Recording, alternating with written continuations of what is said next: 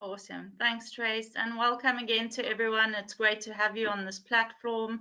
I think we're all getting used to working at home. Just being real with the space that we're working in, and that sometimes doesn't all go as planned. Just before this webinar, I actually had some IT issues where Murphy's Law, my laptop crashed.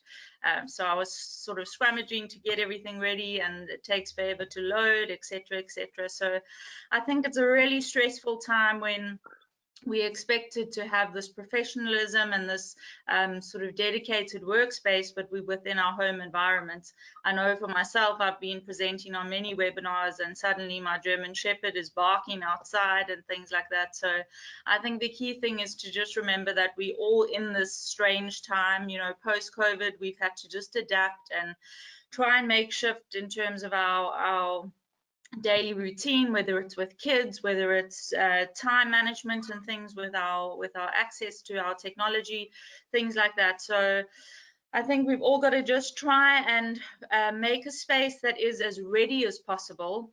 As physios within private practice, we too are seeing a massive shift. Yes, it happened when we were working in corporate spaces, but more so even now in workspaces where suddenly these niggles are coming up with regards to pain reception and neck problems, back problems, sort of shoulder issues, and it all does have to do with the positions that we're putting ourselves in throughout the day. If we have a look at this little slide over here, and I want you to ask questions as I go along, I'd love for this webinar to just be as interactive as possible. I know from just lecturing and things that it's boring if I just babble on. So please, there's a little question pop up on the side of your screen. Ask questions and I'll try answer as we go along. Sitting, whether we're eating, we see that a normal day you're sitting for over 15 hours. So I think that it's even adapted with COVID and us working in these home environments that we're sitting even more so. We used to maybe walk from our car up to our office block or up the stairs, or try and walk out and get some fresh air over lunch. But now we tend to sit and eat, sit and work, sit on our phones, sit to read to the kids, or maybe homeschooling and things like that. So I would push that to maybe even 16, 17 hours now, because we aren't getting those breaks in between. You can imagine for your body, this is chronic. Our bodies were designed to move. And often what we're finding is that you are working at home and you're trying to hunch yourself or put yourself in these awkward positions in terms of the equipment you have, instead of just a simple change in equipment, like putting something under your laptop, like putting a pillow on your chair, and rather adapt your work environment to your body. If I'm taller, I'm going to need a higher chair. Please don't just set on maybe sitting on the bar stool or sitting on that low dining room chair. Eventually that compression on your discs, that awkward angle of the shoulders, it's going to cause injury, and that's when you land up on one of our plinths or at the chiro or the doctor. The new saying, the sitting is the new smoking, absolutely chronic for our health. We've seen a massive increase in cardiovascular disease, in diabetes, in our blood sugar problems and things like that. So it is because we are sitting, we're not burning the calories that we're not getting the circulation to our joints as we should do. And that's when you start to feel these sort of headaches, these achiness, these nerve impingements that come on. What happens within your system is that the body gets tired of sitting at an awkward static posture. Your muscles contract. It's obviously sending lactic acid to those areas, just like if you stiff from your CrossFit session or your run. It's sending waste product to that area, and that causes the pain reception. So if we just think about it logically, the more movement, the better. So I would say our number one is to try for regular breaks, try for regular movements. There's great apps that we can have on our phones just to set little reminders and things like that, so that it ensures that we're getting the movement that we need to while we're sitting in these static postures. I'm going to show you a video now, and it's going to be of one of our other physios from Ergotherapy in terms of an ideal setup. So over these webinars, it's tough for us to try and explain just because the webcam is so small and I can't sort of move too far from the camera for audio reasons and things. So let's watch a video. If the world was perfect and we all had the finance we need and we could afford these awesome ergonomic products, how we should be set up. And then what we'll do is we'll work through some of the sort of faux pas and some of the mistakes that we're making perhaps at your study at home or just at your dining room table, and how we can adapt that so that we look like gorgeous Abby in this video. So have a look and then we'll carry on from there.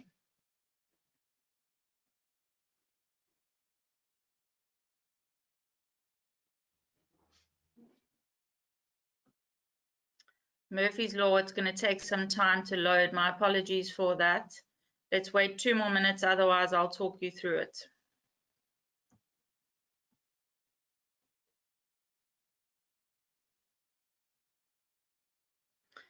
All right, I'm going to pull that up just now and we can go through that. So let's reverse this. Let's pretend that we're starting with 0. We know nothing about ergonomics and we want to know what's the best position for the spine and things. If you look at that picture of the human spine, you'll see that there's natural curves. Now, what we actually seen in terms of research, study, and over time in the medical industry, we've seen that these curves are changing. It can be due to genetics. Yes, of course, you might have heard the term that someone has like a scoliotic curve or scoliosis. That's when the spine's in an S curve. But a lot of the time, it can be due to just repetitive positioning, repetitive muscle spasm. If you think about kids nowadays, how they're sitting over their phone, they're hunched in that awkward curve of their neck. So those little C curves and arches in our spine are actually changing, which is hazardous to the health. And you can imagine that all the muscles, the tendons, ligaments that are in that area are then going to awkwardly pull in this incorrect posture. What is this postural difference cause? It definitely causes your headaches and your neck pain, shoulder, arm, and wrist pain with those awkward positions, and our massive one that we see day on day is your lower back pain. We did a quick study just within a work environment for people who are behind a laptop, and you can see that the highest count there at 25% is that upper back and lower back pain. And that is, as I said before, we are designed to move, but now we're sitting in these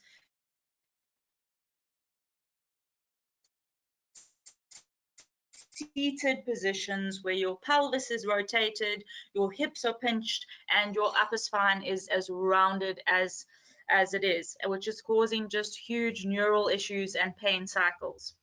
So why is that? Why are we looking down all the time? Well, it's due to laptops, mainly due to our cell phones. We moved to a time where laptops are not just for that quick trip to the airport or for some time at home, catching up on 1 or 2 emails. The laptop is your workforce. The laptop is what you are behind for 8 to 16 hours of the day. So the laptop screen, if you had to just use it as is not ideal for my spinal position. It's putting me in that downward curve. It's putting me in tension in terms of my neck muscles, and it's forcing me to hunch my shoulders into a closed off posture. What can we do about this? We need to try and get your laptop at eye level. So we want to try and get that screen at the sort of top third of the screen at your eye level. I always say the Google search bar is nice, because then as you're reading documents and tilting your neck down, you are going to be having the screen still at a nice neutral position.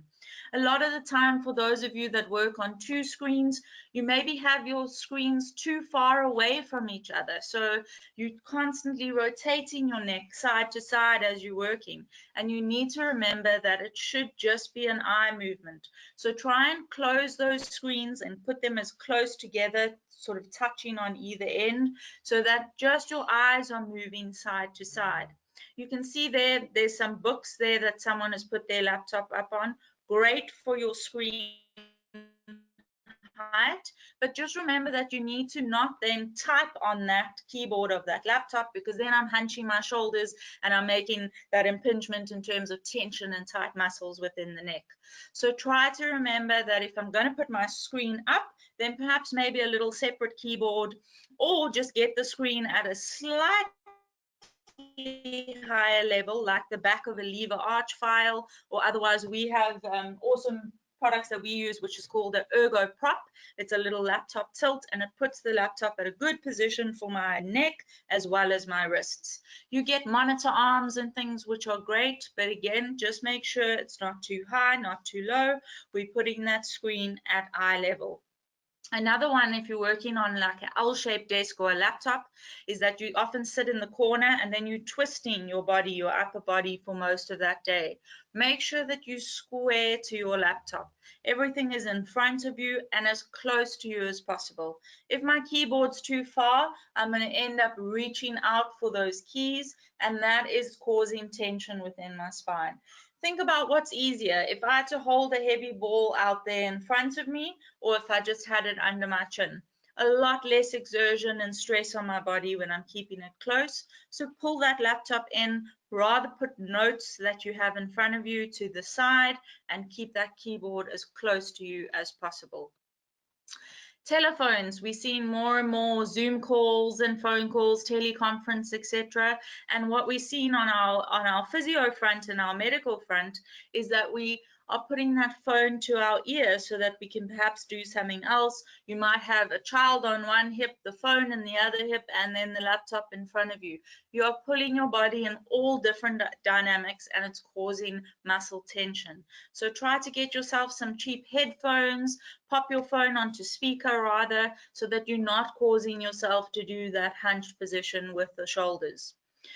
Speaking of shoulders, we have two major conditions. So we would say rotator cuff, which is when that shoulder is in an awkward outward position for a lot of the time. Our main common one that we see here, if we had to watch you working, is that we call it the runaway mouse. So your mouse is as far from you as like an arm's reach, as opposed to that arm just being relaxed next to you. So as the day goes by, your cell phone or your coffee cup or a paper gets in between you and your mouse, and then you end up reaching out and straining that arm for those few hours of the day. Again, download an app, set a reminder. Is my keyboard in front of me? Is my mouse at center? Are my elbows at 90 with my desk? You can see in this great setup here that you want your fingertips to be on top of the desk with the arms at that 90 position. A lot of the time you're sitting too low in your chair, so you've got your feet flat on the ground, but then you're actually hunching your shoulders to reach on top of that desk. Enough is enough. Rather, lift your chair up, pop some cushions under your bottom, put your feet onto an empty Take-A-Lot box or some reams of printed paper, and now my elbows are relaxed onto my desk or onto my armrests. If you're lucky enough to have armrests, they need to be at the same height of your desk. So lift them up, lift your chair up, and deload your shoulders and your mid-spine, what we call your thoracic spine, onto those armrests so that you're in a relaxed position.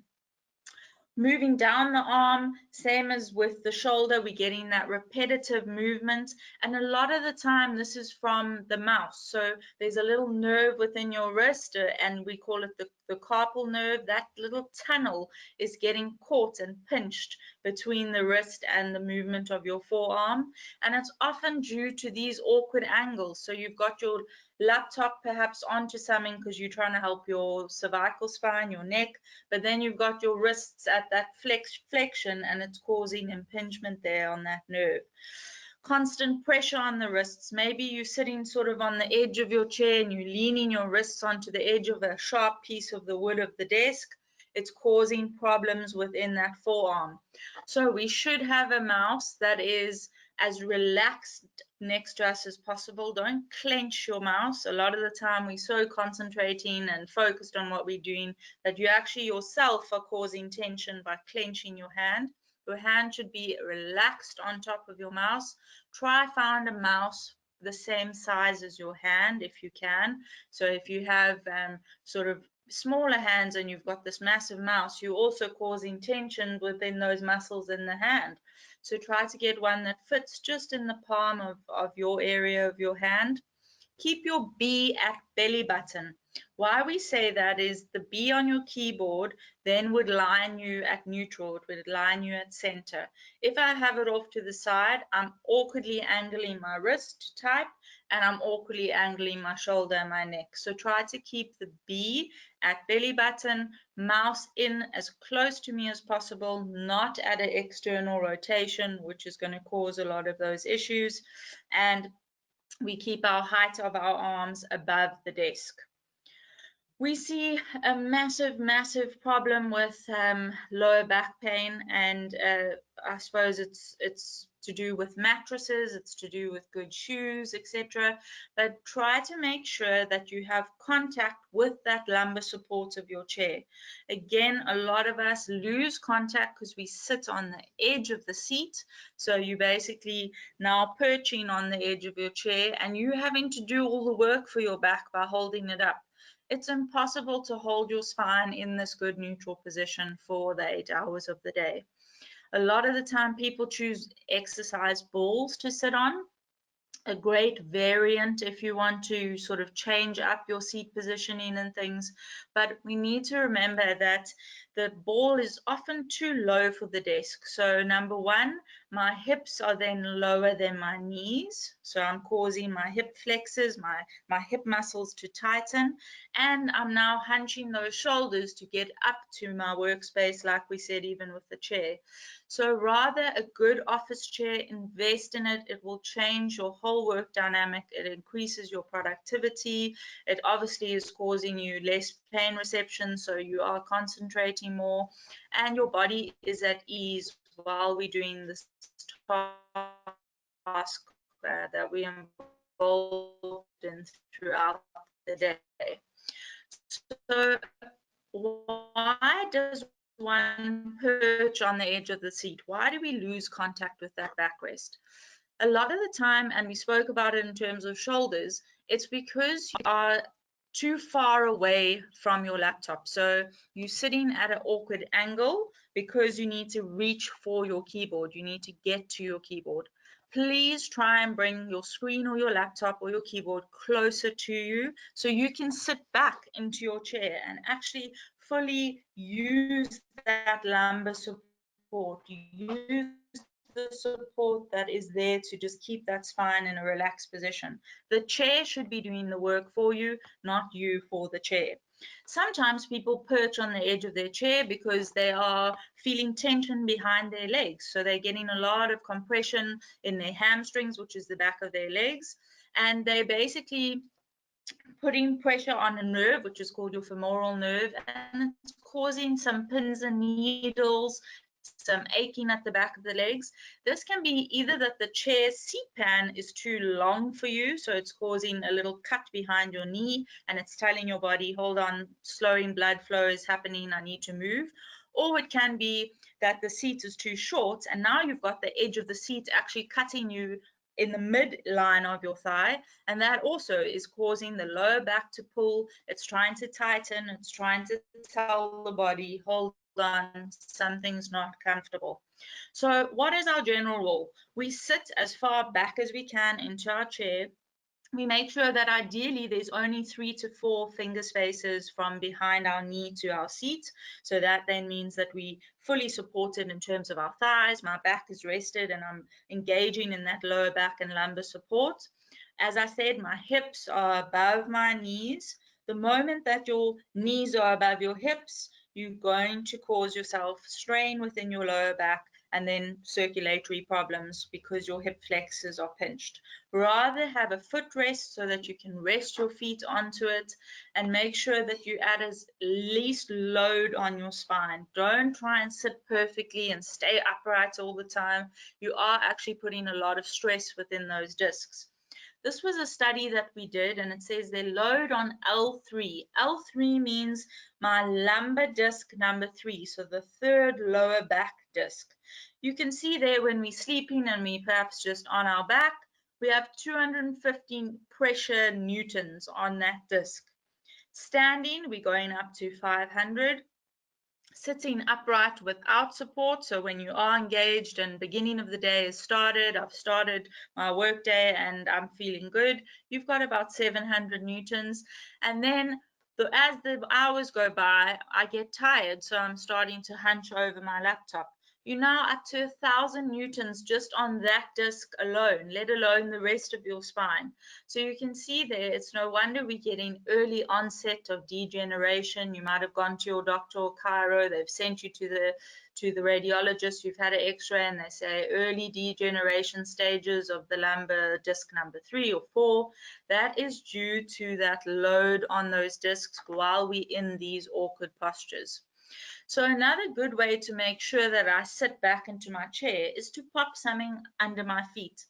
The importance of a footrest is crucial, and I often have the question from patients saying to me, is it just for short people? I thought it's only if your feet don't touch the ground. Well, yes, but a lot of the time most of our feet would dangle because of the heights of the desks nowadays. So get yourself nice and high, as we said, elbows in line with the edge of the desk, and then put something under your feet, ideally at a flexion, so at dorsiflexion we call it. That's where your foot's at a little angle. By angling your foot, you're opening up the nerve line which runs to your lower back, and you're just taking pressure off your legs while they are lined up onto your chair, and there's a bit of pressure just from sitting. Maybe your personal trainer or your physiotherapist, biokineticist, has said, we need to do gluteal activation. It's because we're sitting on our glutes, we're sitting on our buttocks for those hours of the day, so they don't need to work. Often when I'm putting my feet up into a footrest, you will immediately feel a nice stretch from behind your knee into your buttocks, and that gets my spine then to rest. The moment that my legs are not at a good angle, your lower back is going to start to tighten and tighten and tighten. Paperwork, we say, please, again, if you're going to be looking down and then back at your screen and looking down and back at your screen, you're causing a repetitive strain within your body. Try to get just a recipe book holder or something next to you so that you, again, it's just an eye movement and I'm glancing side to side. Where should my screen be or my paperwork? Our rule is generally that you would have it an arm length away. So sit back into your chair, get yourself into that good posture that we spoke about, and then try and get your screen an arm length away and your paperwork an arm length away. Standing desks have become a huge thing. We're seeing that there's definitely an increase within South Africa. So we're seeing that some corporates are investing in them, perhaps you've invested in them, and we're seeing good things. We see that there's an increase in productivity. We see that there is better postures, less pain reception, because now you're obviously lengthening your body. You're making sure that you are in a better sort of elongated position. But what we are seeing from that is then awkward postures within a standing stance or a standing position for the whole day. So please just try and make sure that you take those sort of tips that we've given you now and you put it into your standing desk posture too. Is my screen an arm length away? Are my screens centered? Am I in the correct positioning in terms of my mouse? Is my keyboard as close to me as possible? And am I standing in terms of my hips equally? A lot of the time we were seeing quite a funny injury from standing desk was knee pain and sort of unilateral hip pain, and it's because you then are leaning into your one hip for that time that you're standing. Again, this goes for school kids as well. Try to get them to stand for some time of the day. Set up their little desk and then just say, all right, every second lesson, we're going to go to the kitchen table and we're going to stand and work there for a little bit. There are some awesome tools that mean you don't have to replace your desk. So we have something which is called a Very Desk, and it's basically an on-desk solution. So you can keep your desk as is, slide it out the box, and you basically have a standing desk now within your home. It goes up to various heights, because if you had to maybe try and make shift and make your own Very Desk or standing desk, you will find that perhaps it's too high, I'm then hunching my shoulders, maybe I'm too low, and that I'm causing those imbalances again. I'm going to pop my screen on again because I just went to go and grab that video. So we're going to look at what Abby says in terms of how we should be set up. It's a nice visual for you to just make sure that that you can see the sort of visually how to set one up. Please make sure that we answer those questions in the question bar, and I'll carry on from there. Here we go. Hi, I'm Abby, and I'm a physio with Ergotherapy Solutions. I'm going to show you the best way to set up your chair at your desk. Step 1. Let's start by adjusting your chair height so that your forearms are in line with the desk and parallel to the ground. Your elbows should roughly be at a 90-degree angle. Ensure that your knees are level with or slightly lower than your hips. If your feet do not rest firmly on the floor, place a footrest underneath them. You can even use a book, a file, or a small box. Adjust your armrests according to your needs.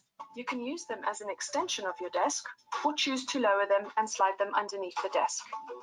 Make sure that your computer equipment is close enough to you so that you do not have to lean forwards to reach your keyboard.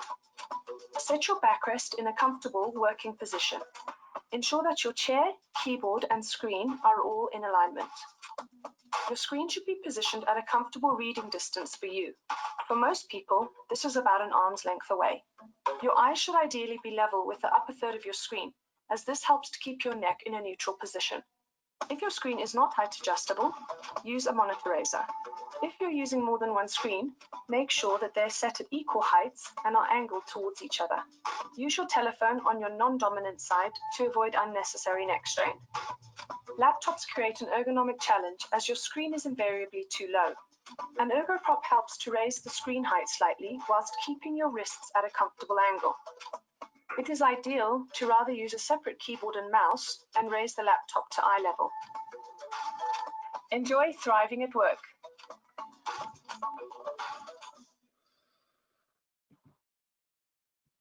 Awesome stuff. All right, so you can see there that there are sort of various cues that we can use. There's various equipment that is out there. Please have a look at our website. I'm sure. Hi, I'm Abby. Sorry, everyone. I'm sure with you getting our mailer, you're perhaps an existing client, so that's great to know. But have a look. If you can't afford any of the sort of equipment, use boxes, use lever arch files at a certain angle, and just make sure that we're getting our work set up as ideally as possible. There's been some other sort of things out there that people have asked about, and we see a lot of like the ergonomic keyboards, the ergonomic mouse. Again, great to see. We definitely are having a influx of people designing these great products for us. But a lot of the time we need to just check that have we looked at all of the factors that could be affecting us? So it might be that your pillow is incorrect. It might be that your shoes are incorrect. So we're sort of standing and at an awkward angle. Maybe we've trained ourselves up to these great standing desks, but we're standing for, say, 4 to 5 hours at a time. We would recommend that you do it as an increased fitness. So try to do it 20 minutes at a time and then sit for a bit. Go up for 30 minutes, try and sit for a bit. But just remember that when you're standing and perhaps in awkward angles of your ankles and things, make sure that you have the correct shoes. Make sure that the factors around you have been eliminated before we try and diagnose the condition. On a standing desk and as well as a seated position, a lot of the time we're seeing fatigue in terms of your eyes. So please watch that your screen glare is okay. Some of our clients and patients have said to us, you know, I'm perfectly fine at the beginning of the day, but by sort of 2 o'clock, I've got such a headache. If we've looked at their setup and we've seen, okay, you are straight, we've got your screen in the correct position, you're not looking down, you're not at an angle, perhaps it could be something like the optic nerve, which is linked to your eyes, that is becoming irritable as the glare from outside is shining onto the screen. So make sure that maybe your eyes are not at a strain. And then the most important thing for me would just be to try and move as much as you can. So there's some awesome stretches that we can do that help us increase sort of blood flow to our muscles, help us move a bit. And I'm going to take you through those. Remember that any of this sort of advice, please check it with your medical practitioner. Please make sure that it has been sort of diagnosed properly and that you are medically helped with a lot of that. Stretching, a lot of people have said, oh, you know, I forget to stretch, or oh, I'm not going to get up, it's not going to help. But just remember to make time for breaks. So whether it's with your school kids, whether it's with your work day, in between Zoom meetings and things, make sure that you're taking that time out to get the movement in, whether it's just to quickly go and get some coffee, or whether it's perhaps to actually go and take that break and have a good stretch within your home gym or your yoga environment. So we can see here, I'm going to bring up some stretches. There we go. And we're going to start from top to bottom. So if you're feeling like, oh, in the morning I'm stiff, or in the afternoon after looking down at that laptop I'm very stiff, a great stretch for the full posterior chain of the neck is just a rotation to the front. So pop your hands behind, rotate to the front, look down, and put a little bit of pressure.